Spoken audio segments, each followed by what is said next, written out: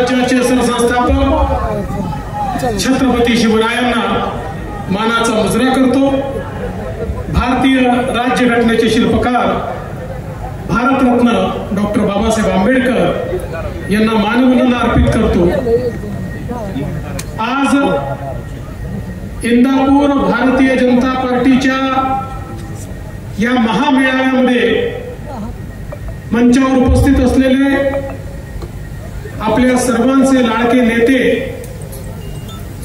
ज्यांनी खऱ्या अर्थानं इंदापूर तालुक्याचा विकास केला आणि या तालुक्याचं चित्र बदललं, असे माजी मंत्री आमचे मित्र हर्षवर्धन पाटीलजी, श्री राहुल दादा कुल, वासुदेव नाना काळे, शरद जामदारजी, अविनाश घोलपजी, पृथ्वीराज जाचकजी, चंद्रराव अण्णा तावडे, चेबी अण्णा गावडे, स्नेहलताताई दगडे, युवा नेत्या आणि ज्यांनी या क्षेत्रात जिल्हा परिषदेच्या माध्यमातून उत्तम काम केलं त्या अंकिताताई पाटील, ॲडव्होकेट कृष्णाजी यादव, युवा नेते राजवर्धन पाटील, मारुतरावजी वनवे, नवनाथजी पडळकर, देवराजजी जाधव, रंजनजी तावडे, मुरलीधरजी निंबाळकर, तानाजीराव घोलप, आकाशजी कांबळे, माऊली चौरे, या ठिकाणी उपस्थित गजानन वागसे, माऊली बनकर, अतुल तेरखडकर, शीतलताई साबळे, मंचावर उपस्थित सर्व मान्यवर, कोणाचं नाव सुटलं असेल तर मी क्षमा मागतो, आणि उपस्थित सर्व माझ्या भगिनी आणि बंधूंनो, आज खरं म्हणजे या ठिकाणी विशेष रूपानं आपली भेट घेण्याकरता मी आलो। आपल्या सर्वांना कल्पना आहे 2019 साली जनतेने महाराष्ट्रामध्ये भारतीय जनता पक्षाच्या नेतृत्वाखालील महायुतीला पूर्ण बहुमत दिलं। दुर्दैवाने त्यावेळी आपल्या इंदापूर तालुक्यामध्ये छोटासा अपघात झाला। आमचे 25 वर्षाचे स्नेही असलेले हर्षवर्धनजी आमचे आग्रह खातर 2019 साली भारतीय जनता पक्षामध्ये आले आणि भारतीय जनता पक्षाच्या कमळ चिन्हावर त्यांनी निवडणूक लढवली। वेळ कमी पडला, वेगळ्या प्रकारचं राजकारण झालं आणि अगदी 2000 मताने या ठिकाणी हर्षवर्धनजींना पराभव स्वीकारावा लागला। मनाला बोचणारा पराभव होता। आम्हाला सगळ्यांना पूर्ण अपेक्षा होती की हर्षवर्धनजी निवडून येतील, पण 2019 हे वर्षच अनपेक्षित घटनांचं वर्ष होतं। आपल्याला कल्पना आहे की पूर्ण बहुमत मिळाल्यानंतर देखील आपल्या सोबत आणि विशेषतः जनतेच्या मतांसोबत, जनतेच्या मॅन्डेट सोबत एक षडयंत्र झालं आणि त्या ठिकाणी वेगळ्या प्रकारचं सरकार हे स्थापन करण्यात आलं। जे लोक एकमेकाच्या विरोधात लढले होते त्या लोकांनी केवळ खुर्ची करता, केवळ पदाकरता त्या ठिकाणी युती केली आणि युद्धोजींसारखा आमचा 25 वर्षाचा मित्र आणि मित्रपक्ष निव्वळ खुर्ची करता पवार साहेबांच्या सोबत गेला, काँग्रेस सोबत गेला आणि एक वेगळं सरकार त्या ठिकाणी तयार झालं। बंधू भगिनींनो, 2.5 वर्ष हे सरकार चाललं आणि त्या काळामध्ये एक मोठा संघर्ष आपल्याला करावा लागला। आपल्याला कल्पना आहे सातत्याने कोरोनाचा काळ असो की इतर काळ असो, ज्या प्रकारचा अन्याय हे सरकार सामान्य जनतेवर करत होतं, ज्या प्रकारचा व्यवहार या सरकारचा आपल्याला पाहायला मिळत होता, ज्या प्रकारची वसुली या सरकारच्या माध्यमातून चालली होती, महाराष्ट्राच्या इतिहासातील सर्वात मोठं वसुली सरकार हे 2.5 वर्ष त्या ठिकाणी आपल्याला पाहायला मिळालं. आणि त्याच वेळी आपल्याला कल्पना आहे की ज्या प्रकारचं राजकारण होत होतं ते सहन न झाल्यामुळे एकनाथरावजी शिंदे साहेब यांनी निर्णय केला की आता या महाविकास आघाडीमध्ये मी राहू शकत नाही. श्रद्धेय बाळासाहेब ठाकरेंनी ज्या उद्देशाने शिवसेना स्थापन केली, केवळ खुर्ची करता त्या उद्देशाला त्या ठिकाणी काळिमा फासण्याचं काम चाललं असेल आणि केवळ पुत्रा करता अशा प्रकारचे निर्णय त्या ठिकाणी होत असतील तर मी यांच्यासोबत कसा राहू असा विचार करून माननीय शिंदे साहेब हे शिवसेना घेऊन संपूर्ण पक्ष घेऊन त्या ठिकाणून बाहेर पडले आणि आपण महायुतीचं सरकार पुन्हा एकदा या महाराष्ट्रामध्ये स्थापन केलं. हे सरकार स्थापन झाल्यानंतर आपल्याला कल्पना आहे की आपण अतिशय धडाडीने कामं करत होतो, पण त्याच वेळी राष्ट्रवादी काँग्रेसमध्ये देखील काही वेगळं घडत होतं. त्याही ठिकाणी काही खतखत होती, काही अस्वस्थता होती. त्याही ठिकाणी लोकांचं मत होतं आणि विशेषतः अजितदादा पवारांचं मत होतं की आता जर आपल्याला विकासाकडे जायचं असेल तर या देशामध्ये नरेंद्र मोदीजींच्या शिवाय दुसरा कोणी विकास करू शकत नाही. देश आणि महाराष्ट्राकरता मोदीजींच्या समवेत जाणं हेच सर्वसामान्यांच्या भल्याकरता हा निर्णय असेल. आणि म्हणून सातत्याने त्यांच्या पक्षातली मागणी वाढत होती की आपणही मोदीजींसोबत गेलो पाहिजे. आणि त्याचाच परिणाम असा झाला की शेवटी त्याही पक्षातल्या मेजॉरिटीने बहुतांश लोकांनी हा निर्णय केला की आता आम्ही महाविकास आघाडीसोबत राहू शकत नाही, आम्हाला मोदीजींसोबत देशाच्या मुख्य धारेमध्ये काम करायचं आहे. आणि ते लोक देखील आपल्या सोबत आले. आता मला सांगा, जर कोणी आपल्या सोबत आलं तर त्याला घेतलं पाहिजे की नाही घेतलं पाहिजे? आपली शक्ती वाढवली पाहिजे की नाही वाढवली पाहिजे? एक संघटित पद्धतीनं या ठिकाणी आपल्याला मोदीजींची ताकद वाढवणं हे गरजेचं होतं. आणि म्हणून आपण निर्णय केला आणि अजितदादांना देखील सोबत घेतलं, राष्ट्रवादी काँग्रेस पक्ष देखील सोबत आला. आणि हे खरंय, त्याच्याने ताकद वाढली. पण काही ठिकाणी तसं तर राष्ट्रवादी काँग्रेसशीच बहुतांश ठिकाणी आपला संघर्ष होता आणि काही ठिकाणी तो टोकाचा संघर्ष होता. आपल्या इंदापूर सारख्या भागामध्ये मला याची कल्पना आहे की एक टोकाचा संघर्ष अनेक वर्ष सामान्य कार्यकर्ता हा त्यांच्या कार्यकर्त्यांशी करत होता. त्यामुळे साहजिक होतं की या कार्यकर्त्यांना त्या ठिकाणी त्यांच्यामध्ये एक भावना तयार होणं की ज्यांच्याशी आम्ही वर्षानुवर्ष लढतोय, आता त्यांच्या सोबत काम करायचं कसं. मला आठवतं की निर्णय ज्यावेळेस झाला त्यावेळेस 3-4 लोकांनाच मी बोलवलं, कारण मला माहिती होतं की ज्या लोकांनी इतका संघर्ष केलाय त्यांची काय अडचण होणार आहे, त्यांना काय भोगावं लागणार आहे, त्यांना काय उत्तर द्यावी लागणार आहे, त्यांना कसे कार्यकर्ते सांभाळावे लागणार आहेत. त्या 3-4 लोकांपैकी एक हर्षवर्धन पाटील होते, ज्यांना मी बोलवून घेतलं आणि त्यांना सांगितलं, हर्षवर्धनजी, मोदी साहेबांकरता आपल्याला हा निर्णय करायचा आहे.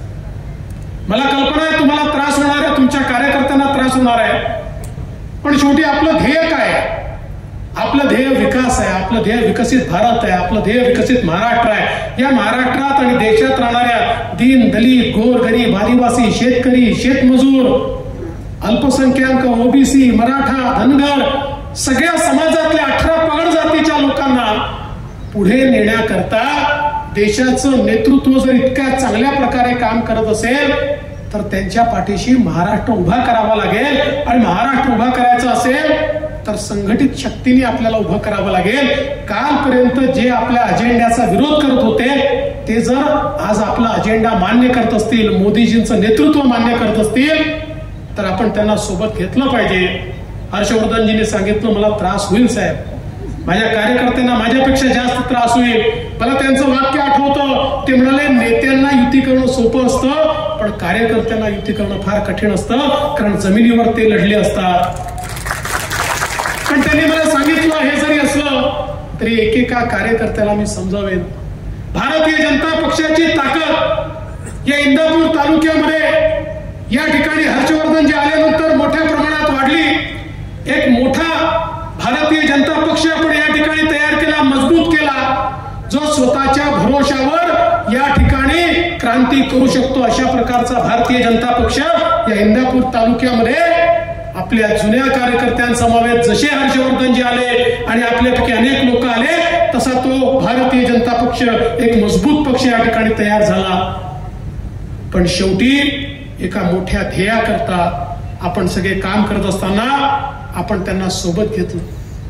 पण त्याही वेळी आणि काल परवा माझ्याकडे ज्यावेळी इंदापूर तालुक्यातले 150-200 प्रमुख कार्यकर्ते आले होते आणि खूप चर्चा झाली. मी सगळ्यांचं म्हणणं ऐकून घेतलं, सगळ्यांच्या शंका समजून घेतल्या आणि माझ्या मनात काय ते देखील मी बोलून दाखवलं. सगळ्या गोष्टी इतक्या मोठ्या लोकांसमोर बोलता येत नाही आणि माध्यमांसमोर तर बोलताच येत नाही. माध्यमांना मी दोष देत नाही, पण शेवटी काय इंटरप्रिटेशन जाईल हे सांगता येत नाही.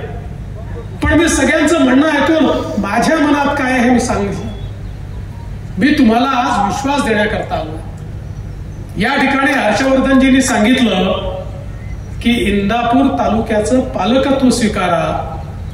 हर्षवर्धनजी वयाने माझ्यापेक्षा मोठे आहेत. माझ्या 5 वर्ष आधी ते आमदार झाले, माझ्या आधी ते मंत्री झाले, पण माझे ते मित्र आहेत. आणि म्हणून त्या मित्रत्वाच्या नात्यातनं मी एवढंच सांगतो की केवळ इंदापूर तालुक्याचं नाही, हर्षवर्धन पाटलांसहित इंदापूर तालुक्याचं पालकत्व स्वीकारण्याकरता आपल्या सगळ्यांच्या आशीर्वादाने जी शक्ती मला मिळालेली आहे त्या शक्तीचा उपयोग या तालुक्याकरता आणि हर्षवर्धनजींना ताकद देण्याकरता कसा करता येईल ते मी केल्याशिवाय राहणार नाही, हे तुम्हाला सांगण्याकरता मी आणि त्यांचा एक प्रदीर्घ अनुभव आहे. आज आपल्याला कल्पना आहे की आम्ही इतके वर्ष काम केलं, आता विधानमंडळात मलाही 25 वर्ष झाले, पण एक मंत्री म्हणून त्यांचं कार्य मी जवळून बघितलं आणि विशेषतः विधानमंडळातही सर्व पक्षाच्या नेत्यांना सांभाळून घेणारा मंत्री म्हणून त्यांच्याकडे पाहिलं जायचं. त्यांचं वय जास्त नव्हतं, पण त्यांच्यापेक्षा वयाने आणि अनुभवाने मोठे जे लोक होते त्यांनाही हर्षवर्धन पाटील एक हक्काचं घर वाटायचं, एक हक्काचा व्यक्ती वाटायचा, ही हातोटी त्यांच्या कामामध्ये. आणि म्हणूनच आज आपण एका मोठ्या लढाईकडे चाललो आहे. काही लोकांना असं वाटतं की बारामतीची लढाई ही पवार साहेब आणि अजितदादांची आहे. काही लोकांना असं वाटतं की बारामतीची लढाई ही सुप्रियाताईंची आणि सुनेत्रा बहिणींची आहे. न ही लढाई पवार साहेब अजितदादांची आहे, न ही लढाई सुनेत्राताई सुप्रियाताईंची आहे. खऱ्या अर्थानं ही जर लढाई असेल तर ही नरेंद्र मोदीजी आणि राहुल गांधी यांच्यातली लढाई. याचं कारण कोणीही निवडून आलं तरी देखील या ठिकाणी काही फार देशात बदल घडणार आहे अशी परिस्थिती नाही आहे, पण देशात बदल घडवणाऱ्याला कोण साथ देऊ शकतं याची ही खरी लढाई आहे. आज महायुतीचा उमेदवार जर निवडून आला तर मोदीजींच्या प्रत्येक विकासाच्या कार्याला एक हात वर असेल, एक बटन दाबलं जाईल आणि पूर्ण समर्थन दिलं जाईल. आणि गेल्या 5 वर्षामध्ये किंवा 10 वर्षामध्ये आपण बघितलं, मोदीजींनी या देशात परिवर्तनाचे जे निर्णय घेतले, जे निर्णय, आणि याच्यावर जर कोणाच्या मनात संशय असू शकत नाही की या देशामध्ये मोदीजींनी जे निर्णय घेतले ते ऐतिहासिक होते, अभूतपूर्व होते की नाही? सांगा, ऐतिहासिक होते की नाही? अभूतपूर्व होते की नाही? देश बदलणारे होते की नाही? गरिबाच्या जीवनामध्ये परिवर्तन करणारे होते की नाही? या प्रत्येक निर्णयाचा विरोध सुप्रियाताईंनी केला, प्रत्येक निर्णयाचा. तुम्ही लोकसभेमधलं एकूण एक भाषण काढा, मोदीजींच्या प्रत्येक निर्णयाचं, म्हणजे अगदी काश्मीरचं 370 कलम हटवण्याच्या संदर्भात ज्यावेळी या देशाच्या लोकसभेमध्ये अमितभाई शहांनी बिल मांडलं, त्याचाही विरोध करणाऱ्या सुप्रियाताई होत्या. त्यामुळे आता बारामती मतदारसंघाने हे ठरवायचं आहे, व्यक्ती मोठा नाही आहे, ही काही शरद पवारांच्या विरोधातली लढाई नाही आहे.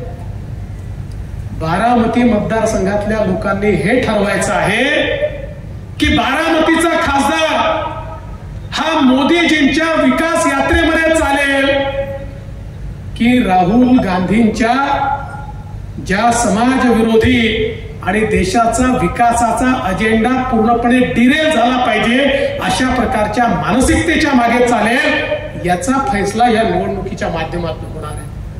आणि म्हणून बंधू भगिनींनो, मला कल्पना आहे ही निवडणूक जशी जशी पुढे जाईल, ही निवडणूक एक प्रकारे वेगवेगळ्या भावनिक मुद्द्यांवर जाईल.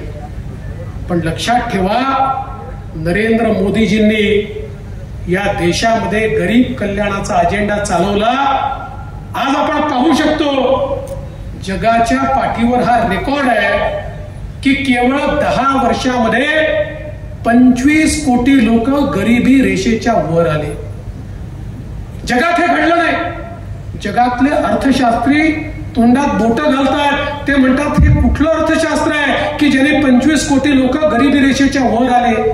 हे कोणतं अर्थशास्त्र आहे की ज्याच्यामध्ये भारतासारखा देश 20 कोटी लोकांना, ज्यांच्या डोक्यावर छप्पर नव्हतं, जे झोपडीत राहायचे, त्यांना पक्क घर देऊ शकतो? हे कोणतं अर्थकारण आहे की 75 वर्षानंतर ज्या 50 कोटी लोकांना पिण्याचं पाणी नव्हतं, ज्यांना हंडे घेऊन विहिरीवर नाहीतर तलावावर जावं लागायचं, नदीवर जावं लागायचं, अशा 50 कोटी लोकांना शुद्ध पिण्याचं पाणी त्यांच्या घरी मिळालं? हे कोणतं अर्थकारण आहे? हे कोणतं अर्थकारण आहे की गरीबाला त्याच्या घरी शौचालय मिळालं, त्याच्या घरी गॅस मिळाला?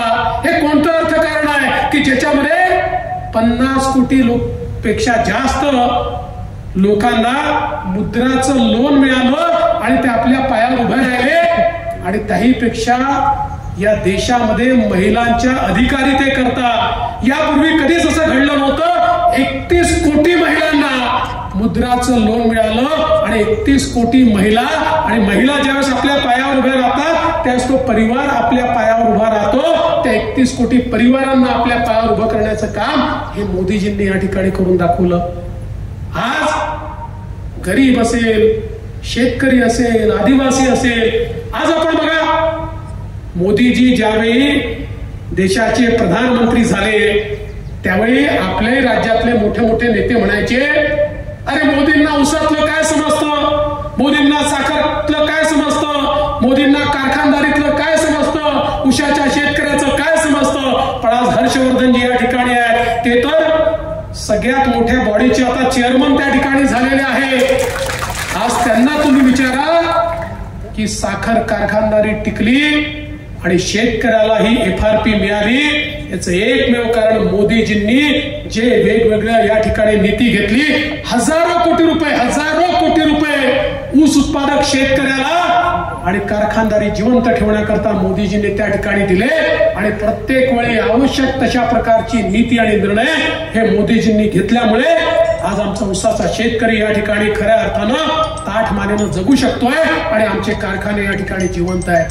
आणि म्हणून कुठलाही घटक असो, आज आमच्या 12 बलुतेदारांकरता मोदीजींनी जो निर्णय घेतला, पारंपरिक व्यवसाय करणाऱ्यांकरता 20,000 कोटी रुपये या ठिकाणी मोदीजींनी दिले आणि त्यांचं पुनर्वसन झालं पाहिजे आणि त्यांच्या व्यवसायाला आधुनिकतेची जोड देत त्यांनाही पारंपरिक व्यवसाय कायम ठेवून समृद्धीकडे जाता आलं पाहिजे.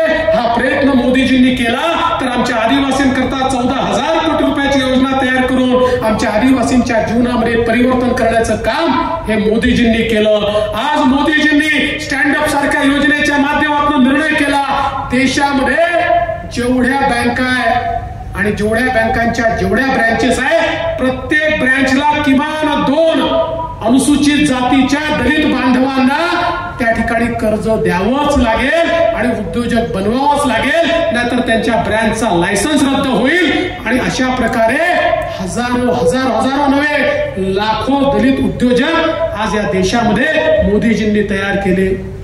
आणि म्हणून आज आपण पाहू शकतो की ज्या प्रकारे मोदीजी देश पुढे नेत आहेत, ज्या देशाला संरक्षणाकरता सगळे इक्विपमेंट इम्पोर्ट करावे लागायचे, बंदुकही इम्पोर्टेड, गोळी इम्पोर्टेड, तोपही इम्पोर्टेड, गोळी इम्पोर्टेड, विमाने इम्पोर्टेड, सगळं बाहेरून आणावं लागायचं. आणि मग त्या देशाने सांगितलं देत नाही तर बोलायला सोय नव्हती. तो भारत आज आत्मनिर्भर भारत झाला. आज भारताने असं मिसाईल तयार केलं की भारतातनं ते मिसाईल सोडलं 7,000 किलोमीटरवर जे टार्गेट दिलाय ते टार्गेट ध्वस्त करू शकतं. अशा प्रकारचं मिसाईल आज भारताने तयार करून दाखवलं. आज भारत या ठिकाणी डिफेन्सचे इक्विपमेंट एक्सपोर्ट करतोय आणि एवढी आपली ताकद भारताने वाढवली आहे. आता चीन किंवा पाकिस्तान भारताकडे वाकडी नजर करून पाहू शकत नाही, त्यांची हिंमत नाही. अशा प्रकारची भारताची स्थिती आहे. आपण बघितलं आज G20च्या माध्यमातून मोदीजींनी वैश्विक नेता म्हणून आपली त्या ठिकाणी प्रतिमा तयार केली.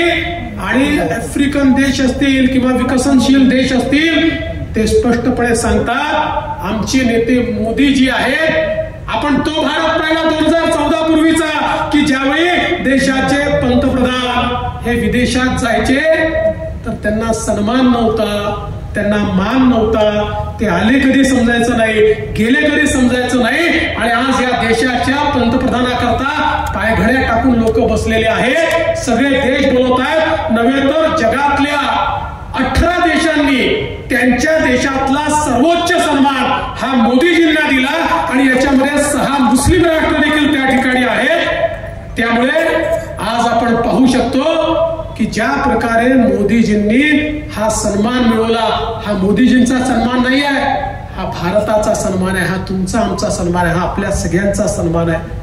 आणि म्हणून बंधू भगिनींनो, खरं म्हणजे बोलायला खूप आहे, पुढे देखील येणार आहे, त्यावेळेस सविस्तर बोलील. आज एवढं सांगू इच्छितो, आपल्याला मोठ्या ध्येयाकरता काम करायचं. आपल्याला जे काही झालं असेल ते विसरायचं आहे. मोदीजींकरता आपल्याला महायुतीकरता काम करायचं आहे. महायुतीचा उमेदवार या ठिकाणी निवडून आला तर तो मोदीजींच्या बाजूने उभा राहणार आहे. आणि तो महायुतीचा उमेदवार बारामतीचा खासदार मोदीजींसोबत उभा असलेला आपल्याला पाहायचा आहे. आणि म्हणून आपण सगळे या ठिकाणी एकत्रित आलो. मी तुम्हाला एवढंच आश्वस्त करतो, तुमच्या मनात जे तुमच्या ज्या कुंठा आहेत, तुमच्या ज्या संकल्पना आहेत, तुमच्या ज्या अडचणी आहेत, त्या सगळ्या मी समजून घेतल्या आहेत. आणि त्या संदर्भात उचित आणि सकारात्मक अशा प्रकारचा निर्णय हा कृतीमध्ये झालेला तुम्हाला पाहायला मिळेल. हा विश्वास मी तुम्हाला या ठिकाणी देतो. आणि हर्षवर्धन पाटीलजींनी आपल्याला जो मंत्र दिलेला आहे त्या मंत्राने आपण सगळे पुढे जाऊया एवढीच विनंती करून माझं बोलणं संपवता 2 गोष्टी निश्चितपणे आपल्याला सांगतो की हर्षवर्धनजींनी अनेक गोष्टी या ठिकाणी सांगितल्या, पण आपल्या इथला पाण्याचा प्रश्न सोडवण्याकरता लाकडी निंबोडी तर आपण केलंच, पण येत्या काळामध्ये मुळशी धरणाचं पाणी देखील दौंड आणि इंदापूर तालुक्यात कसं आणायचं हा आमचा एक प्रयत्न चाललेला आहे. आणि खडक वाचल्याचं जे टनेल आहे ते करून दरवर्षी 3 TMC पाणी हे दौंड आणि इंदापूरला कसं आणायचं हा देखील प्रयत्न आमचा चाललाय. तुमचे आशीर्वाद जर पाठीशी असले तर हर्षवर्धनजी, राहुल कुलजी, आम्ही सगळे मिळून या भागाला सुजलाम सुफलाम केल्याशिवाय राहणार नाही एवढंच या निमित्ताने सांगतो आणि माझं बोलणं संपवतो. धन्यवाद. जय हिंद, जय महाराष्ट्र. धन्यवाद साहेब, मनापूर्वक